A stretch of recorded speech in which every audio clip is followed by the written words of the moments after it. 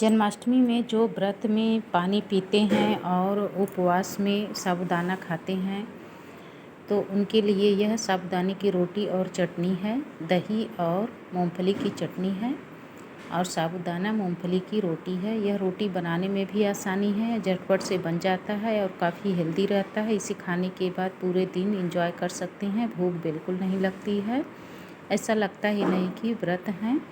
इस रोटी को बनाना भी बहुत आसान है, तो फिर चलिए बनाना स्टार्ट करते हैं। सबसे पहले एक जाल ले लीजिए और इसमें छोटे दाने के हो या बड़े दाने के साबूदाना हो उसे इसमें डाल दीजिए। और थोड़ी सी मैंने भूजी हुई मूंगफली ली है, अगर है तो डाल दीजिए, नहीं तो स्किप कर दीजिए।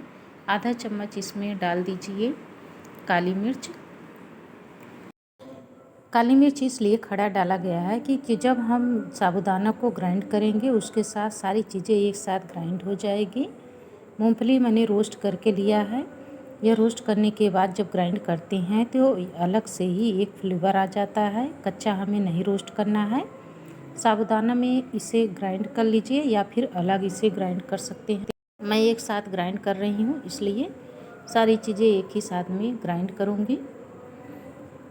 यह सेंधा नमक है, इसको भी इसी के साथ डाल दे रहे हैं ताकि यह भी अच्छे से ग्राइंड हो जाए।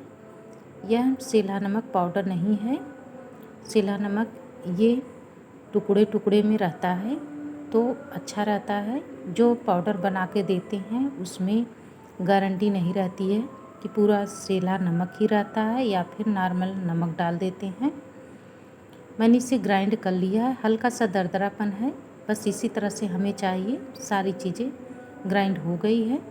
अब इसे एक थाली में निकाल लीजिए। अब इसमें थोड़ा थोड़ा पानी डाल करके हम इसे गूँथेंगे, जैसे आटा गूँथते हैं उसी तरह से, लेकिन इसमें पानी थोड़ा ज़्यादा लगता है क्योंकि साबूदाना है। जैसे जैसे हम इसमें पानी मिलाते हैं साबूदाना अब पानी को अब्जॉर्ब कर लेता है। इसे इस तरह से हम करेंगे, सख्त आटा नहीं गूँथेंगे, हल्का सा गीला होना चाहिए ताकि यह जब हम गूँथ करके रखें तो जो गीलापन हल्का सा रहता है वह पानी को अब्जॉर्ब कर लेता है। बस उसी तरह से हमें गूँथना है। इस आटे को गूँथने में बस 2 मिनट लगता है। 2 मिनट में आटा बनके तैयार हो जाता है। इसे रोटी की तरह सॉफ्ट होना चाहिए। आटा मैंने गूँथ लिया है और यह सॉफ्ट हो गया है। इसके किनारे जो लगा गिरा हुआ था उसे मैंने हटा दिया। आटे को 10 मिनट के लिए हम रख देंगे ताकि इसमें जो पानी एक्स्ट्रा है अपने को अब्जॉर्ब कर ले, क्योंकि आटा मैंने थोड़ा सा गीला ही गूँथा है। यह जैसे जैसे साबूदाना फूल जाता है आटा में पानी को अब्जॉर्ब कर लेता है। इस आटे का पूड़ी भी बना सकते हैं, बहुत अच्छी पूड़ी बनती है। घी डाल करके इसको छान लीजिए, बहुत ही सॉफ्ट और नरम बन के तैयार होती है। और या फिर इसमें डाल दीजिए उबली हुई आलू, उससे और भी अच्छा सॉफ्ट बन जाता है। थोड़ा सा जीरा डाल दीजिए, जीरा पूड़ी बन के तैयार हो जाती है। बस इसी तरह से हमें बनाना है। आटा को 10 मिनट हो गया बातों ही बातों में। अब एक पैन ले लीजिए या फिर तवा ले लीजिए, कढ़ाई जो भी घर में हो अवेलेबल उसी को से बना सकते हैं। इसमें 3-4 खाने हैं और इस पर अगर हम रख दे रहे हैं छोटी छोटे रोटियों की तरह, और यह बहुत जल्दी से सिका जाता है। अगर रोटी बनानी है बड़ी में तो तावे चढ़ा दीजिए और उसे बेलन की सहायता से हल्का सा बेल लीजिए और तावे पर उलट पलट दीजिए, बहुत अच्छे से रोटी बन जाती है। लेकिन इसमें मैं छोटी रोटियां बना रही हूँ तो ये 4 खाने की है और इस पे गोले गोले जैसे चकवा में बनाती हूँ उसी तरह से थोड़ा सा मोटे में बनाऊँगी। और यह इसी तरह से एक एक करके गोला बनाएंगे। और आटा भी बहुत सख्त हो गया है, मैंने हल्का सा पानी और लगा करके इसे गूँथा है, फिर भी यह सख्त है। बस इसी तरह से मोटी मोटी रोटियां बनाएंगे।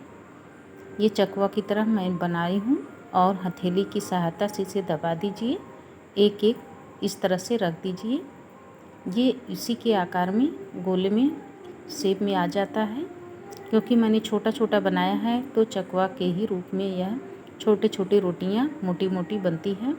और खाने में भी अच्छा लगता है। दोनों तरफ से उलट पलट देती हैं। इसमें घी ऑयल बिल्कुल नहीं लगता है, बिना घी ऑयल का बना हुआ है। यह बहुत ही अच्छा लगता है खाने में। इसे एक बार बनाएं ज़रूर। और इसको बनाने के बाद जब हम खाते हैं तो पेट पूरा भर जाता है, भूख बिल्कुल नहीं लगती है। इसी तरह से सारी रोटियों को बना लीजिए।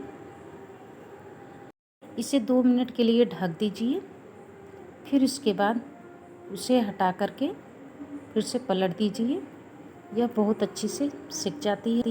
2 मिनट हो गया। अब चमचे की सहायता से इसे आराम से सेक लीजिए। एक तरफ हल्का सा पक गया है।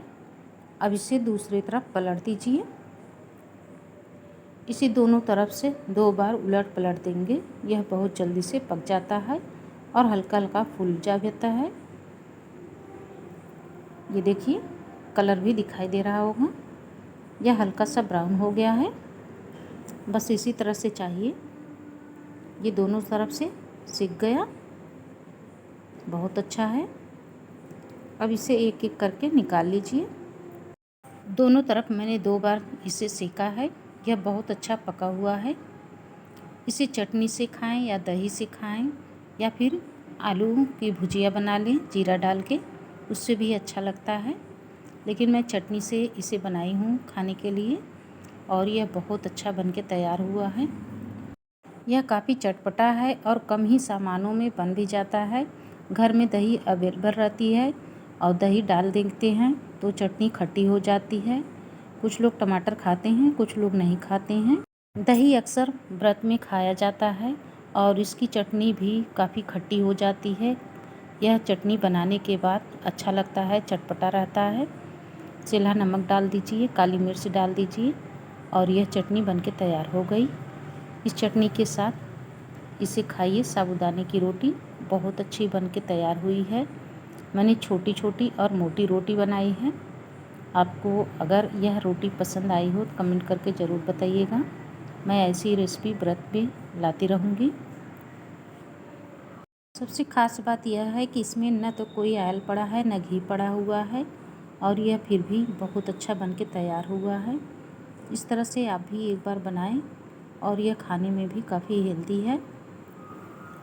वीडियो अच्छी लगी हो तो लाइक और सब्सक्राइब कर दीजिए, ज़्यादा से ज़्यादा शेयर कीजिए। और आप कहाँ से देख रहे हैं ये कमेंट करके ज़रूर बताइएगा, ताकि हमें भी पता चले हमारी वीडियो कहाँ तक पहुँची हुई है। धन्यवाद।